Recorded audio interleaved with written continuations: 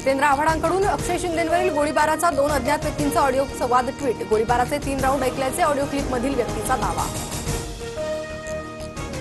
Police आणि सरकारची प्रतिमा मलिन करण्यासाठी स्क्रिप्टेड क्लिप। जितेंद्र आव्हाडांच्या ट्विटनंतर सूरज चव्हाण यांची टीका। पंतप्रधान मोदी आज शिवाजीनगर ते स्वारगेट मेट्रो मार्गिकेचं ऑनलाईन उद्घाटन करणार। सावित्रीबाई फुलेंच्या राष्ट्रीय स्मारकाचंही आज भूमिपूजन होणार।